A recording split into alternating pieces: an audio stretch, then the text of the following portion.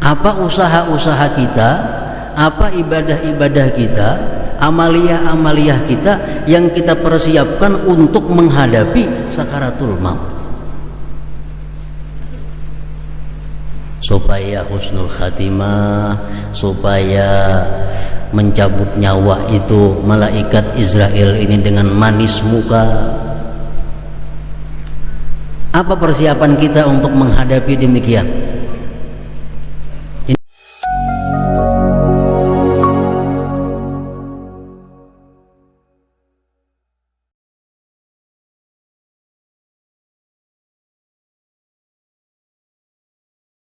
Para muhibbin rahimakumullah, apabila kita sudah mengetahui dan meyakini bahwa Allah subhanahu wa ta'ala itu mengetahui dan menghitung apa-apa yang diketahuinya, nah keimanan kita itu akan membuahkan sesuatu. Al-mu'min bismillahil muhsi ayyuhsi harakatihi wa sakanatihi lizadihi yaumal ma'ad. Orang yang beriman dengan nama Allah Al-Muhsi, perilakunya, akhlaknya adalah bahwa dia menghitung gerak-geriknya, diamnya dia hitung. Untuk apa dia menghitung geraknya, diamnya? Lizadihi, untuk bekalnya yaumal ma'ad, pada hari kembali. Nah kita mesti kau menghitung gerak-gerik kita untuk persiapan kita menghadapi hari kembali.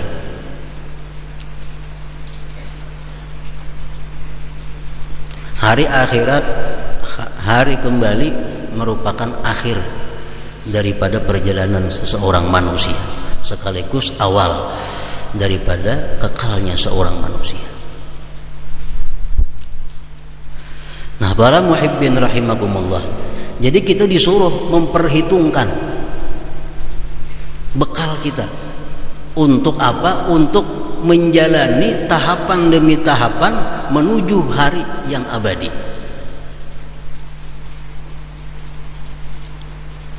Satu contoh, orang anak berangkat naik haji.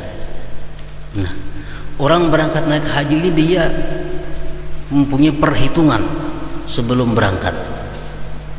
Perhitungan apa? Perhitungan mengenai bekalnya dalam perjalanan haji sampai buliknya. Nah, jadi orang yang berangkat haji menghitung mulai rumah turun, karena di motor perlu ini siapakan. Karena di embarkasi mungkin keperluanku ini disiapakan. Karena dalam pesawat sekian jam sampai ke Jeddah, keperluanku ini dipersiapkan. Karena di Madinah, di Mekah, di Arafah, di Mina, keperluanku adalah ini dipersiapkan. Semuaan dipersiapkan, mulai ada di benua, ada di rumah. Nah macam inilah keimanan kita kepada Al-Muhsi ini menuntut demikian, agar kita mempersiapkan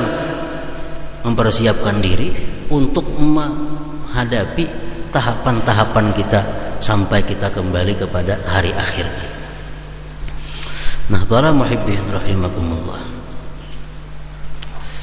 setidak-tidaknya ada 8 tahap yang kita lalui hanyar kita sampai imma ke surga atau ke neraka. Nah, 8 transit kita ini mesti kita siapkan sejak dini. Kada boleh ditunda-tunda. Kenapa? Karena keberangkatan kita kada tahu. Bila kita kada ada persiapan, nah, kita akan dapat kesulitan dalam persinggahan tersebut. Yang pertama yang kita lalui, pasti kita lalui, hina sakaratil maut.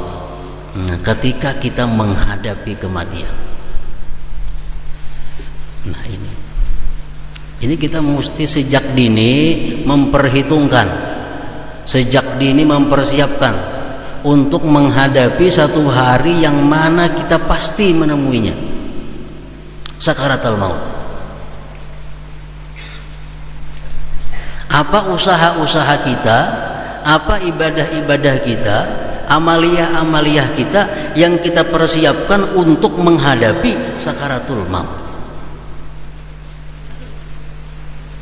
supaya husnul khatimah, supaya mencabut nyawa itu malaikat Israel ini dengan manis muka.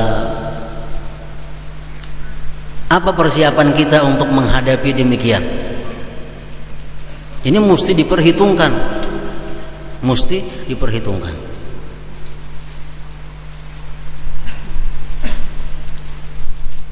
Nah, para muhibbin rahimakumullah,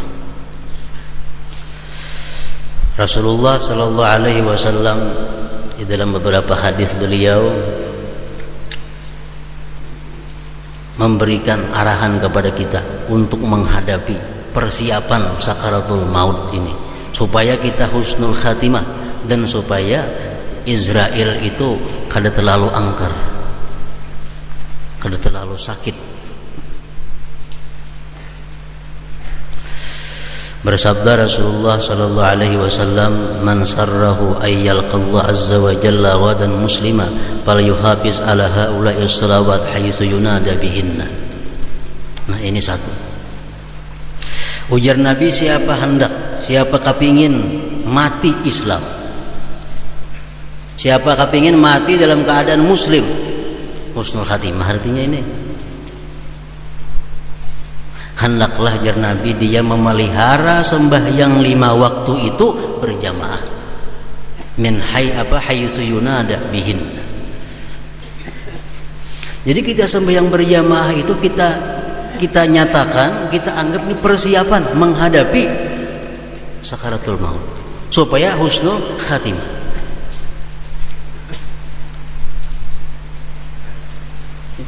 Kalau tidak ada tambah giat, ada tambah rajin salat berjamaah.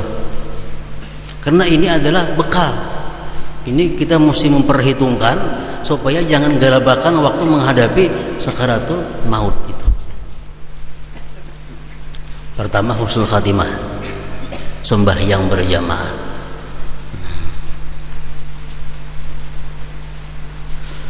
Yang kedua, banyak-banyak membaca doa yang diajarkan oleh Rasulullah sallallahu alaihi wasallam. Ada penghitungannya berapa? Tergantung keperluan kita, tergantung rasa ketakutan kita.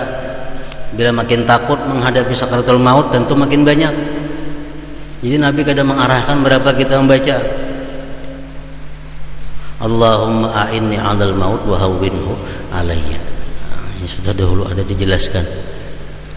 Allahumma a'inni 'alal maut wa hawwinhu alayya. Yang berapakah sehari? Tandanya ada kita ini punya persiapan, punya perhitungan. Allahumma, ya Allah, a'inni, tolong aku, 'alal maut, atas kematian, wa hawwinhu, dan mudahkan kematian itu, alayya, atasku. Bila kita asa karena ketakutan, sekali ingin baca sehari cukup aja. Bila asa takutan benar banyak yang bacaan itu, tergantung kesiapan kita memperhitungkan.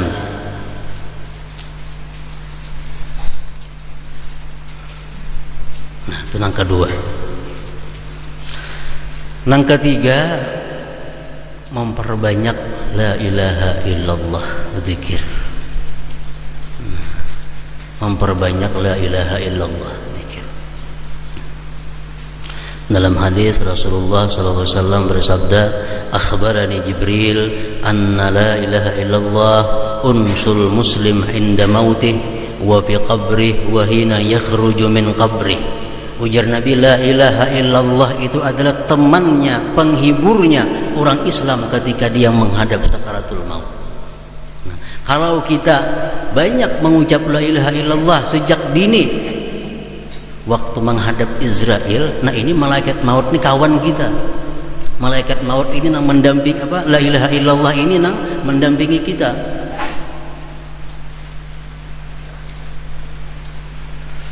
Temannya orang muslim ketika menghadap maut dan temannya di dalam kubur dan ketika keluar dari kubur. Nah, perbanyak la ilaha illallah. Nah, sekada-kadanya 3 macam ini kita ambil contoh, tanda bahwa kita punya perhitungan, memperhitungkan kesiapan kita, bekal kita. Sembahyang berjamaah, la ilaha illallah kita aktifkan. Berapa sadang, berapa supaya kawa rutin, berapa hendak membaca seharinya, cari jumlah nang supaya kawa kita hari-hari membacanya. 1000 kah sehari, asal kawa saben hari. 1000 itu cuma makan waktu seberapa jam. La ilaha illallah 1000 cuma seberapa jam makan waktu. Nah, jadi kita la ilaha illallah ini adalah persiapan mengawani kita, menghibur kita waktu menghadap malaikat maut. Yang ketiga, dalam sembahyangkah, imbas sembahyangkah, Allahumma a'inni 'alal maut wa hawwinhu 'alayya. Nah, kalau yang 3 macam ini sudah kita bisa memelihara, bisa mengakalkan, maka kita sudah ada punya sanggup, nah, sudah ada punya persiapan untuk menghadapi sakaratul maut.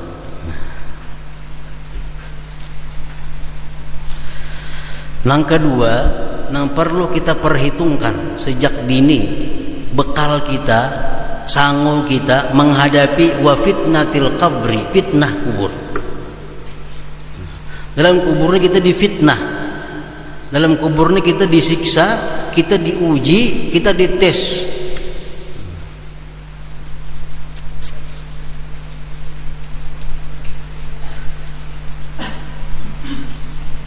Apa kira-kira persiapan kita menghadapi fitnah kubur? Coba kita hitung. Apa amaliyah kita, ibadah kita yang sudah kita persiapkan sejak dini menghadapi fitnah kubur?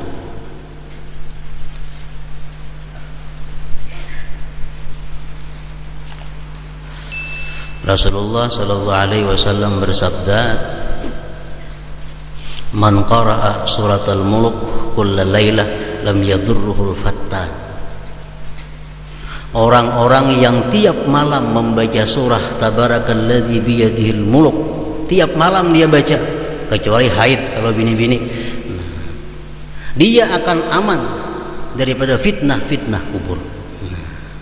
Bila aman dari fitnah-fitnah kubur, ditanya munkar nakir mudah. Ada ujian-ujian lain, siksa kubur terhindar. Makanya surah Tabarak itu disebut suratul munjiyah, surah yang menyelamatkan seseorang dari azab kubur atau fitnah kubur. Nah, fitnah kubur persiapannya antara lain adalah membaca tiap malam, maka safaran, waktu musafir kah, waktu ada di benua kah, tiap malam baca surah Tabarak. Paling 5 menit surah Tabarak itu. Tabarak al-mulk. Jadi sekarang kalau kita dahulu kada tahu membaca surah Baqarah, membaca surah Tabarak untuk apa, sekarang sudah tahu. Ini aku baca surah Tabarak ini persiapan menghadapi fitnah kubur. Ini mudah. Macam orang naik haji musim dingin, bisa jakit, bisa macam-macam. Kenapa? Menghadapi. Nah, diperhitungkan mulai di rumah.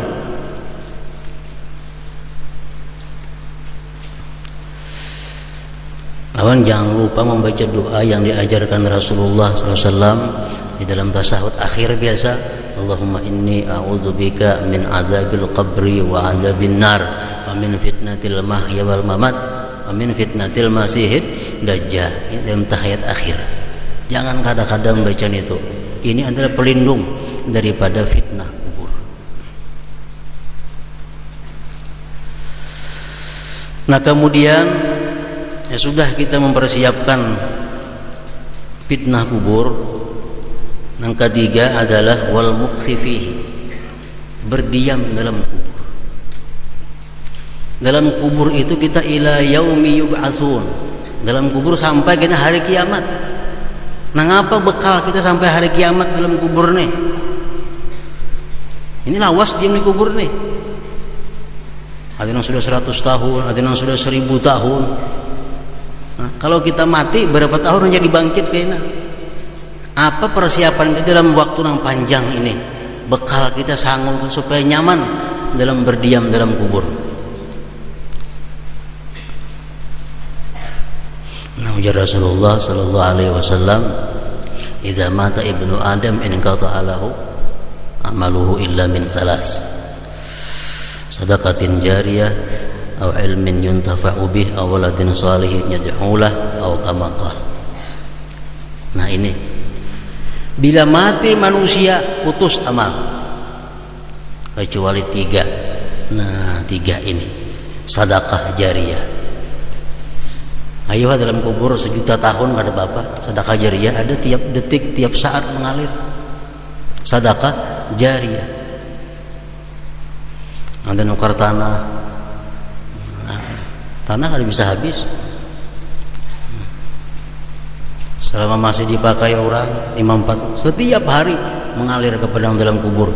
Nah, ini adalah perhitungan kita bekal untuk berdiam di dalam kubur ini. Sedekah jariyah. Aw ilmin yuntafa'u bi, atau ilmu yang diambil manfaat dengannya. Yang kita baca nih, ilmu dari Imam Ghazali, ilmu dari Imam Syafi'i. Setiap kita baca beliau dalam kubur dapat. Nah, ilmin yuntafa'u bi.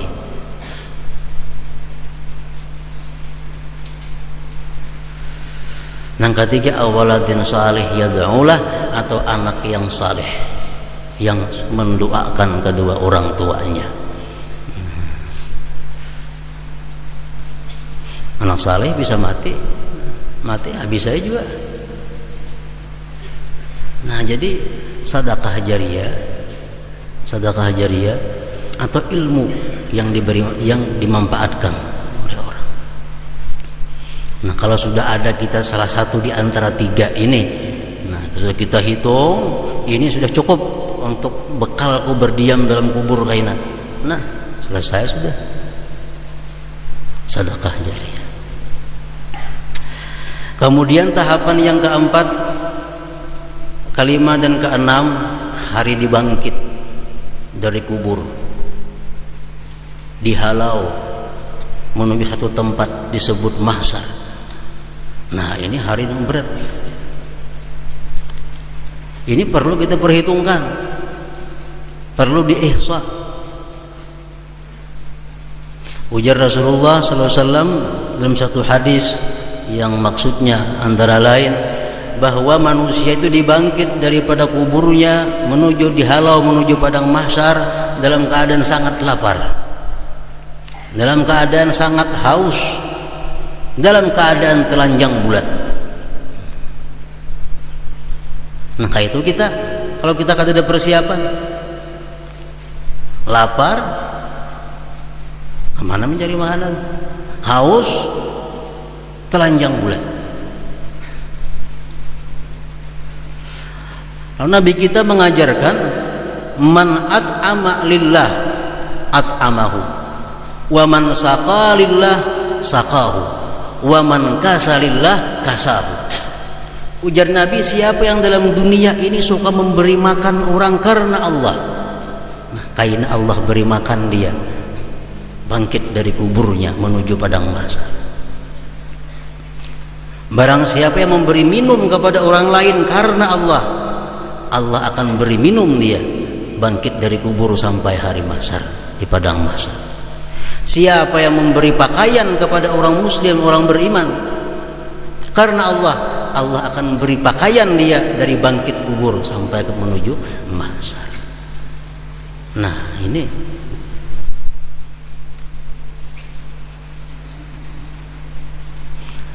memberi makan lain lawan memberi duit. Nah, duit nah warung yang nasi ini lain it'am, memberi duit. Nah, duit tukar baju jen situ, ini lain memberi pakaian, ini memberi duit. Zahir ini hadis adalah memberi makan. Nah, makan. Nah, minum. Nah, baju. Nah, ini. Nah, jadi kita niatkan, kalau kita memberi makan orang, kita niatkan ini karena Allah, dan untuk makan kok kayaknya di padang mahsyar, dari kubur menuju mahsyar. Kalau kita memberi orang minum, kita niatkan ini adalah sangguku untuk dari kubur sampai kepada mahsyar. Kalau kita memberi pakaian kepada orang, niatkan ini karena Allah untuk pakaianku dari bangkit kubur menuju mahsyar. Nah, ini sanggup kita.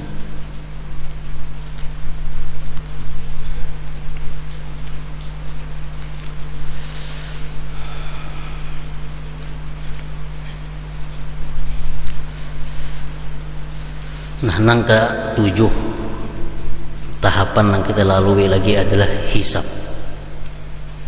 Hisab perhitungan, timbangan amal, ditimbang, dihisab, ditanya apa kira-kira persediaan kita untuk menghadapi pertanyaan-pertanyaan dari Allah Subhanahu wa taala.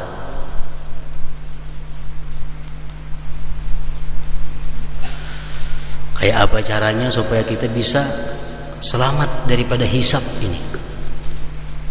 Rasulullah sallallahu alaihi wasallam mengajarkan kepada kita, wa inna talibal ilm wal mar'atal muti'ah li zawjiha wal waladal bar biwalidayhi yadkhulunal jannah bighairi hisab.